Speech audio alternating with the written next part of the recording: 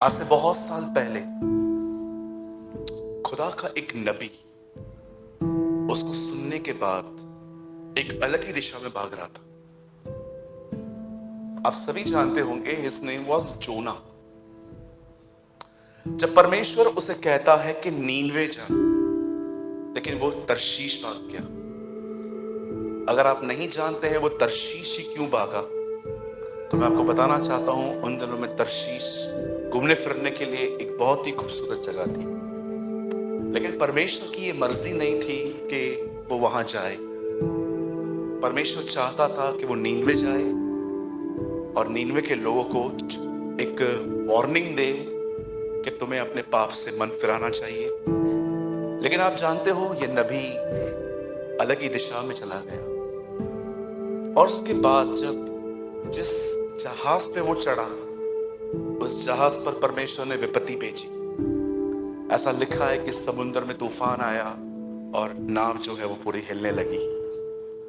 और आप जानते हो जब उसको उठाकर पानी में फेंक दिया गया, फेंकने के बाद जब उसको एक बड़े से मच्छ ने उसे निगल लिया।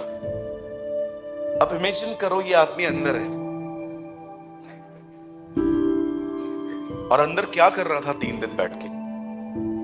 आप कभी रहे हो 3 दिन? 3 डेज लिखा है वो अंदर था। मुझे ऐसा लगता है 3 दिन उसने क्या किया होगा। मैं 3 दिन से लॉन्ग 72 आवर्स। जानते हो उस 3 दिन क्या किया? मुझे लगता है सबसे पहले उसने उसके कान में से निकलने की कोशिश की होगी, फिर नोज में से, फिर पीछे, फिर यहां से, फिर वहां से, हर तरह से उसने वहां से बाहर आने की कोशिश की होगी। लेकिन जब वो असफल हुआ तब लिखा है उसने तीसरे दिन प्रभु से प्रार्थना की। और जानते हो जब वो दुआ करता है तो पहली शब्द, पहली वाणी खुदा से क्या कहता है? Listen his first word. वो कहता है जो व्यर्थ बातों पर मन लगाते हैं वे भटक जाते हैं। First word he said. मुझे लगता है कि हमें इस सिद्धांत को समझने की जरूरत है। सालों पहले मुझे परमेश्वर ने एक सिद्धांत सिखाया कि अगर तुझे कभी भी डर लगे, डर के साथ ही बढ़ आगे, लेकिन रुक मत। अगर तुझे डर लग रहा है ना किसी चीज में, तो रुक मत, डर के साथ ही आगे चल, लेकिन चल। कलाम पाक में नहीं लिखा कि तुम्हें कभी डर नहीं लगेगा, पर कलाम पाक कहता है तुम डर, भले डर भी लगे ना तो भी बढ़ो। एक सिद्धांत ये था और एक सिद्धांत ये भी है। आप जानते हो सदैव कौन से लोग भटक जाते हैं? जो व्यर्थ बातों पर मन लगाते हैं। व्यर्थ बातें। अब अभी आपको लगता होगा ब्रदर ये व्यर्थ बातें हैं क्या? मैं आपसे एक बात पूछना चाहता हूं, जो कुछ आप कर रहे हो क्या उसकी कोई एटर्नल वैल्यू है? माय क्वेश्चन इज, जो कुछ आप कर रहे हो क्या उसकी, अभी देखो आपको पता है कि हम में से यहां पर कुछ लोग जरूर होंगे जो अगर आप अपनी प्रेस्टीज और इमेज बनाने के लिए सब कुछ कर सकते हो। आई नो सम पीपल कि अगर, मैंने कभी कभी देखा है जब लोग एक अच्छी लाइफ स्टैंडर्ड को एक अच्छे लाइफस्टाइल में जीते हैं ना, और जब वो थोड़े नीचे आते हैं ना, मैंने देखा है उस लाइफस्टाइल को मेंटेन रखने के लिए वो लोन तक ले लेते हैं। या मैंने देखा है। क्या ये चीजें, इनकी कोई एटर्नल वैल्यूज हैं? क्या जिस दिन आप ये मरोगे, क्या ये चीजें आपको लास्ट में क्या खुदा के सामने निर्दोष खड़ा करेंगी? क्यों सुलेमान कहता है व्यर्थ व्यर्थ व्यर्थ? उसके बाद वो सारी चीजें एक्सप्लेन करता है कि ये सारी चीजें अच्छी हैं, पर क्या अनंत काल में जिस दिन हम मरेंगे, क्या ये चीजें वहां पर कुछ बेनिफिशियल लेकर आएंगी? मुझे बताएं कौन सी चीजें होती हैं व्यर्थ? जो अपने व्यर्थ बातों पर ध्यान देते हैं, लिखा है वो अपने उद्धारकर्ता से भटक जाते हैं। मैं आपसे पूछना चाहता हूं, आप किन चीजों के पीछे हैं इन दिनों? क्या आपने इस बात को देखा? एक व्यक्ति ने अंत में अपने आप से कहा, खा पी चैन से रहे, तेरे पास सालों के लिए बहुत कुछ है। मुझे बताइए, इतना कुछ मिला, क्या उसको काम आया? कितने लोग हैं यहां पर, मुझे बताइए, आप ऐसी चीजों के पीछे भागते हैं जिनकी एटर्नल वैल्यूज हैं।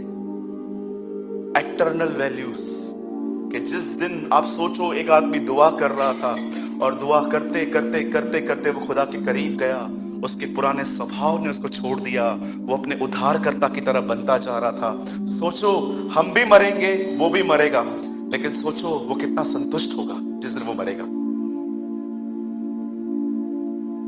आज मैंने देखा है बहुत सारे जो लोग हैं ना, वो सिर्फ दुनियावी चीजों को पाना चाहते हैं। ओ मेरे पास कार हो, बंगला हो, गाड़ी हो, ये हो।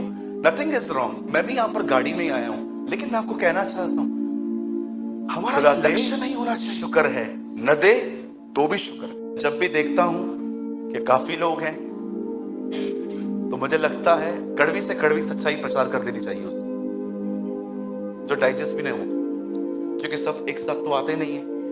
आ गए हैं, मेरा माइंड तो कभी कभी ऐसे ख्याल देता है, ओ इतने सारे लोग आए हैं, बैग घुमा ले घुमा ले बैग, ऑफरिंग आ जाएगी। लेकिन खुदा कहता है नो। जब उसने बड़ी भीड़ को देखा तो कहा, यदि कोई मेरे पीछे आना चाहता है तो अपना क्रूस उठाए। Wow, what a God we have! क्या खुदा है हमारा। एक दिन एक बहन ने मुझे कहा, मेरे बच्चे का बर्थडे है, आप हमारे घर आइए बच्चे को ब्लेस करने के लिए। मैंने कहा बहन मैं आ जाऊंगा, लेकिन मैं आपसे वादा करता हूं आपका बच्चा कभी इतना नहीं रोया होगा जिस दिन उस दिन रोएगा। बोला क्यों? मैंने कहा मैं ट्रेडिशनल प्रीचर नहीं हूं, मैंने क्रिसमस के दिन भी अपने कलीसिया में पश्चाताप का प्रचार किया था। तब मैं उनके घर गया और मैंने उनके बच्चे के सामने कहा, खुश होने की क्या जरूरत है, 1 साल कम हो गया तेरा। और उनका बच्चा मेरे को देख के अपनी मां को बोल रहा था, किसको मंगाया तूने? प्रीच द ट्रुथ, तुम सत्य को जानोगे, सत्य तुम्हें स्वतंत्र कर देगा। आमीन।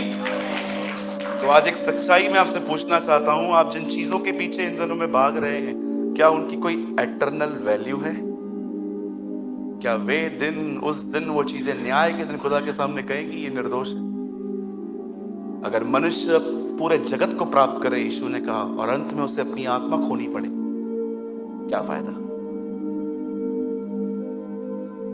अगर आपने ये मात्र स्टार्टिंग के 10 मिनट भी आपने समझ लिया, लाइफ विल बी चेंज। अगर मैं अभी भी कहूं ना वचन समाप्त है, तो भी आप आशीषित होके जाएंगे। I am blessed brother. ऐसे मालूम पड़ गया यार, चाबी दे दी इस लड़के ने अभी। जो व्यर्थ बातों पर मन लगाते हैं वे अपने सृष्टिकर्ता से भटक जाते हैं। अमीरों से दोस्ती रखिए, घूमिए, उनकी डिजायर्स अपने अंदर मत लीजिए। मेरे भी दोस्त हैं, 2 व्हीलर पे घूमते ही नहीं है वो लोग, उनको तौहीन लगती है, उन्हें लगता है 2 व्हीलर मेरे लिए थोड़ी ना है, वो बड़ी बड़ी गाड़ियों में घूमते हैं। मैं भी कभी कभी उनके साथ रहता हूँ, लेकिन उस कार में बैठ के मैं कभी ये नहीं कहता कि खुदा मेरे को ये चाहिए। मैं प्रभु को कहता हूँ, प्रभु मेरी इनोवा इससे बेटर है, तूने दी है, क्योंकि वो तूने दी है मुझे। आमीन। लेकिन कभी कभी हम लोग करते हैं ना, दूसरों के साथ रह के दूसरों की डिजायर अपनी डिजायर बना लेते हैं। अरे यीशु के साथ रहो, उसकी डिजायर अपने अंदर लो, आप मालामाल हो जाएंगे। आमीन।